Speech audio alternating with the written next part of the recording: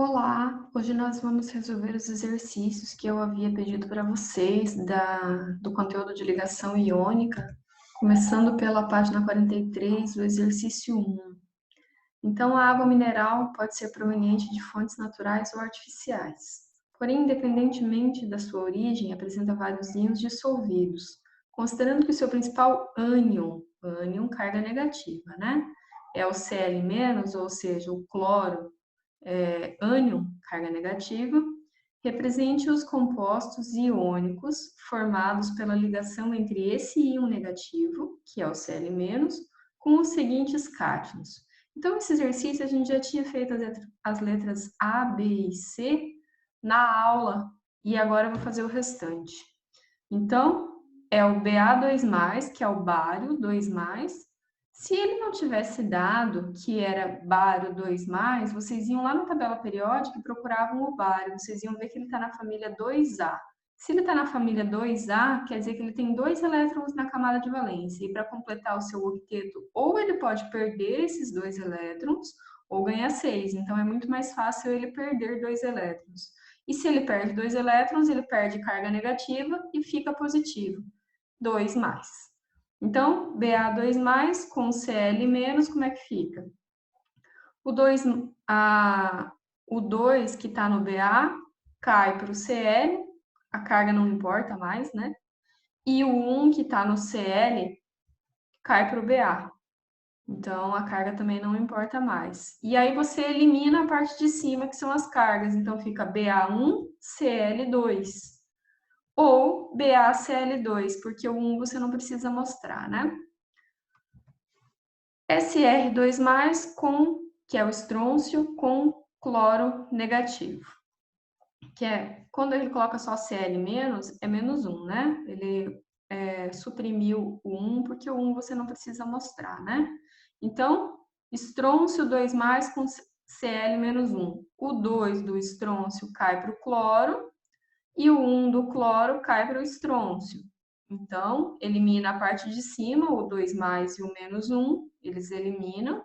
E como é que fica? Sr1Cl2 ou SrCl2, porque o 1 você não precisa mostrar. K+ com Cl-. K+ é K+1, que está suprimido o 1, né? E o Cl- é Cl-1.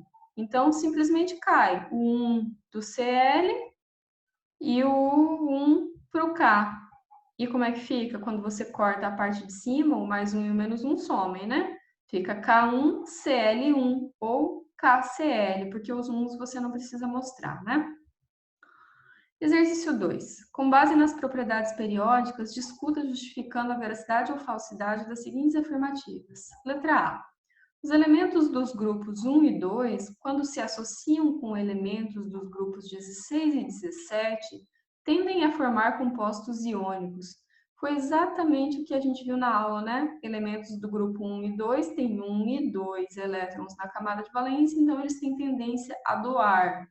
Elementos dos grupos 16 e 17 têm 6 e 7 elétrons na camada de valência, então eles tendem a receber para formar 8. Então, se elementos do grupo 2 doam, e do 1 e 2 doam, e do 16 e 17 recebem, está correto essa afirmativa, né? Eles tendem a formar compostos iônicos. Por quê? Porque quando um doa e o outro recebe, a ligação é iônica. Letra B. Dentro de um mesmo período, a energia de ionização tende a diminuir da esquerda para a direita da tabela periódica, conteúdo anterior, né? Então, a energia de ionização é o contrário, né? Ela, da esquerda para a direita, ela aumenta. Então, o que ele está falando ali, né? Da esquerda para a direita, ela diminui? Não, é falsa. É exatamente o contrário, né? Exercício 3. O íon fluoreto F- ou F-1, né? Presente nos cremes dentais, tem a função de evitar a formação de cáries. Tá, então o fluoreto que está no creme dental evita a formação de cáries, que é o flúor, né? Que é colocado em creme dental. Mas em excesso ele é prejudicial, tá? associada ao íon cálcio, que é o que está no dente, né? O dente é formado de cálcio. Ele forma um composto iônico conhecido como fluoreto de cálcio. Determine a fórmula desse composto. Então, você está associando o Ca2+, que se você for olhar lá na tabela periódica, o cálcio está na família 2, por isso que ele é 2+, com o F-, que é -1, né? Que se você for olhar lá na tabela periódica, o F- tá na família 7A, então ele é -1, porque ele falta um elétron para chegar na 8. Então, Ca2+ com F-, como é que fica? Ca2+ e F-1. E aí é só cair as cargas. O 2 que está no cálcio cai lá para o flúor. O 1 que está no flúor cai lá para o cálcio. Aí você corta a parte de cima, o 2+ e o -1, e sobra Ca1F2 ou CaF2. 4. O óxido de alumínio, considerado o segundo composto mais abundante da crosta terrestre, é formado pela ligação iônica entre o alumínio e o oxigênio. Ó, selecionei eles lá na tabela periódica, tá? Esse composto também é o principal componente do minério denominado bauxita, matéria-prima para o metal alumínio, correto? Com o auxílio das informações da tabela periódica, do material de apoio, eu coloquei uma que está na apostila de vocês, no começo do conteúdo de ligação iônica, tá? Escreva a fórmula desse composto. Então, ele quer que você escreva a fórmula do óxido de alumínio, que é a ligação iônica entre o alumínio e o oxigênio. E aqui ele não te deu. Então, aqui você tem que olhar na tabela periódica. O alumínio está na família 3A. Então, olha ali, ele tem 3 elétrons. Vocês estão vendo aquelas 3 bolinhas vermelhas? Significa que ele tem 3 elétrons. O oxigênio está na família 6A. Isso significa que ele tem 6 elétrons. E aí, como é que vai ficar? O alumínio tem tendência de doar, porque é muito mais fácil ele perder 3 elétrons do que ganhar 5 para chegar a 8, né? O oxigênio tem a tendência de receber, porque as opções dele são ou ele ganha 2, e aí chega na configuração eletrônica do neônio, ou ele perde 6, e aí ele fica com a configuração eletrônica do hélio. Então, é muito mais fácil ele receber 2, né? Então, se o alumínio doa, ele vai ficar com carga positiva. Se ele doa 3 elétrons, fica Al3+. Se o oxigênio recebe, ele vai ficar com carga negativa. Se ele recebe 2, ele vai ficar O2-. Então, Al3+ com O2-, simplesmente você tem que fazer cair as cargas. Então, o 3 do alumínio cai para o oxigênio e o 2 do oxigênio cai para o alumínio. Corta a parte de cima, Al2O3. Tá bom? Esse é o óxido de alumínio que ele pediu para escrever a fórmula. Exercício 5. Em 2011, o nordeste do Japão foi atingido com um terremoto com magnitude de 8,9 graus na escala Richter, que gerou um tsunami de 10 metros. O terremoto e o tsunami que devastaram o país em 11 de março provocaram um grave acidente nuclear que comprometeu o sistema de refrigeração de reatores da usina de Fukushima, levando a incêndios e explosões. Correto, que foi muito pior, né? Porque fez um tsunami, eles construíram uma usina nuclear perto do mar, que eles também não têm muita opção, né? Porque o Japão é um país muito pequeno, mas eles construíram um reator nuclear perto do mar. Veio o tsunami, destruiu a usina, comprometeu a refrigeração e aí a usina pegou fogo e explodiu. Foi uma coisa meio precipitada, né? Construir nesse local. Uma das consequências desse acidente foi o vazamento de isótopos radioativos que podem aumentar a incidência de certos tumores glandulares. Tudo aquilo que a gente viu no conteúdo passado, né? Quais são os problemas de usinas nucleares? Elas produzem muita energia, mas elas podem causar acidentes desses tipos aqui, né? Que comprometem a vida de uma forma muito drástica, né? Para minimizar essa probabilidade, foram prescritas à população mais atingida pela radiação pastilhas de iodeto de potássio. Isso aqui é só para bonito, né? Qual é o tipo de ligação entre os elementos desse composto? Justifique sua resposta utilizando a distribuição eletrônica dos elementos. Então tá. Formou iodeto de potássio, Ki. Se você fizer a distribuição eletrônica do K, que é o potássio, ele até deu o número atômico ali já embaixo, dados, Z igual a 19. Você faz a distribuição eletrônica com o diagrama de Linus-Pauling e você chega nisso aqui. Então, o que significa? Ó, a última camada é a 4. Não quer dizer que porque ela está na última posição, né? É porque é o número mais alto que apareceu. Então, é a 4. E ela tem um elétron. A 4s1. Então, um elétron na camada de valência. Então, o K, ele tem um elétron na camada de valência, ele tem tendência de doar, né? Esse um elétron. O iodo tem Z igual a 53, está ali a distribuição eletrônica. Qual foi a camada de valência? O último número que apareceu, que foi o 5, né? Quantos elétrons na camada de valência? Ó, tem 5s2 e tem 5p5. Então, são 7 elétrons na camada de valência. Então, o iodo está na... Isso aqui você não precisava nem ter feito, né? Se você simplesmente tivesse a tabela periódica, você ia lá na tabela periódica, via que o K, o potássio, está na família 1A, então ele tem um elétron na camada de valência, e que o iodo está na família 7A, então ele tem 7 elétrons na camada de valência. Claro que muito provavelmente nessa prova aqui, se ele te deu um número atômico, quer dizer que ele não te deu uma tabela periódica. E aí, o iodo tem 7 elétrons na camada de valência, então quer dizer que ele tem tendência de receber para completar o octeto, porque é muito mais fácil ele receber 1 do que perder 7, né? Então ele tem que receber um elétron. E o potássio, que é o K, tem que doar um elétron. Se um doa e o outro recebe, qual que é a ligação? Que é o que ele está pedindo, né? Qual é o tipo de ligação entre os elementos desse composto? A ligação é iônica. Um doa e o outro recebe, né? Exercício 6. Se dois elementos, M e X, apresentam as configurações eletrônicas, agora ele já deu, 1s2, 2s2, 2p6, 3s2. Então, o elemento M, a camada de valência é a 3, né? E ele tem 2 elétrons na camada de valência. Se ele tem 2 elétrons, a tendência dele é doar 2 elétrons e se transformar... Ele não te falou qual é esse elemento, né? Então, a gente chama de M mesmo.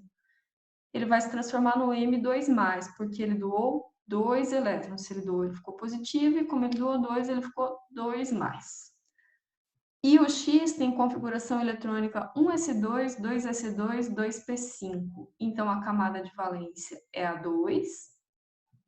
E ele tem 7 elétrons na camada de valência, né? 2s2, 2p5. Então, são 7. Então, se ele tem 7 elétrons na camada de valência, quer dizer que a tendência dele é receber um elétron, né? Porque para completar 8, que é o octeto.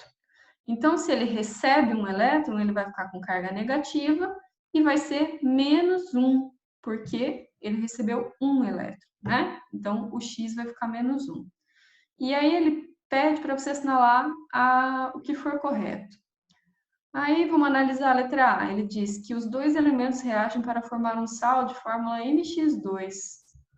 Então, M2+ com X1-, como é que fica? O 2 cai para o X e o 1 cai para o M. Corta a parte de cima, M1X2 ou MX2, que é exatamente o que ele falou lá em cima, né? Então, a letra A é a correta. Se vocês analisarem o restante, vocês vão ver que está errado, tá? Qualquer dúvida, me pergunte. Agora vamos para a seção hora de estudo, na página 58, exercício 1. Esse é um exercício fácil, mas extenso. Ele fala assim, considere os seguintes elementos químicos. Na, que é o sódio, Mg, magnésio, S, que é o enxofre, H, que é o hidrogênio, e Br, que é o bromo. Os compostos iônicos formados entre esses elementos são... Então, aqui, a primeira coisa que você tem que saber, ele está pedindo para você fazer de todos eles. Mas primeiro você tem que saber quem doa e quem recebe. Então, procurando esses elementos na tabela periódica, você vai ver que Na e Mg estão nas famílias 1 e 2. Então, eles são os que doam, né? O Na está na família 1, então ele doa um elétron, então ele vai ficar Na mais 1. E o Mg está na família 2 e vai ficar Mg2+, porque ele vai doar 2 elétrons. Se você for olhar na tabela periódica, o enxofre e o bromo, eles estão nas famílias 6 e 7. Então, o enxofre, se está na família 6A, ele vai receber 2 elétrons, então ele vai ficar S2-. E o bromo está na família 7, ele vai receber um elétron para ficar com 8. Então, se ele recebe, ele fica 1-, né? E o hidrogênio é exceção da regra do octeto, né? Ele está lá na família 1, olha ali na tabela periódica. Ele está na família 1, mas ele não pode doar um elétron, né? Porque se ele doar um elétron, não tem nenhum gás nobre antes dele, então ele tem que receber para ficar com a configuração eletrônica igual ao do hélio. Então ele recebe um elétron. Então é uma coisa que vocês têm que lembrar para o resto da vida de vocês. Lembrar não, porque faz todo sentido, né? O hidrogênio, se ele perdesse um elétron, não tem nenhum elemento antes dele, então ele não ia ficar igual a um gás nobre, igual a nenhum gás nobre. Então, ele tem que ganhar um para ficar igual ao hélio, né? Para ficar estável. Então, o hidrogênio faz uma ligação e recebe um elétron, tá bom? Se ele recebe um elétron, olha a carga dele que ficou lá embaixo. H-1. Então, a gente chegou nos que doam e nos que recebem e como eles ficam. Agora é só a gente fazer a combinação entre eles. Na mais 1 com S-2, Na mais 1 com H-1, Na mais 1 com Br-1, Mg mais 2 com S-2, Mg mais 2 com H-1, Mg mais 2 com Br-1. Todas essas configurações. Então, eu fiz elas aqui, ó, as do Na com os de baixo, e ali tá as do Mg com o de baixo. E aí eu quero chamar a atenção para vocês daquela primeira ali, do Mg mais 2 com o S menos 2. Quando vocês fazem, ele fica Mg2S2. E a gente não tinha feito nenhum exercício desse tipo ainda, né? Porque quando você vai fazer a fórmula desses elementos, você tem que chegar no mínimo. Então, Mg2S2 dá para você simplificar, dá para dividir por 2, e aí fica Mgs, tá bom? É a primeira vez que a gente faz um exercício desse tipo. Então, é a letra A, os compostos que forma, tá? Agora, na página 58, o exercício 5. Da combinação de um elemento químico A com Z igual a 37 com o elemento químico B com Z igual a 17, obtém-se uma substância que apresenta a seguinte fórmula e tipo de ligação. Então, Z igual a 37 do A, distribuição eletrônica está ali, camada de valência é A5, o número de elétrons na camada de valência é 1. Então, se ele tem um elétron na camada de valência, ele doa um elétron e fica A mais 1. O B, que o Z é igual a 17, distribuição eletrônica está ali, a camada de valência é A3, 3s2 com 3p5 são 7 elétrons na camada de valência. Se são 7, para ele completar o octeto, ele vai ter que receber um elétron. Então, se ele recebe, ele fica B menos 1. Então, a ligação com certeza vai ser do tipo iônica, né? Porque um doa e o outro recebe. E como é que vai ficar? A mais 1 com B menos 1. Que vai ficar o 1 do A cai para o B e o 1 do B cai para o A. Fica A1B1 ou AB. Tá bom? Então, é a letra A correta. Então, por hoje é isso. Muito obrigado. Qualquer dúvida, vocês me perguntam, tá?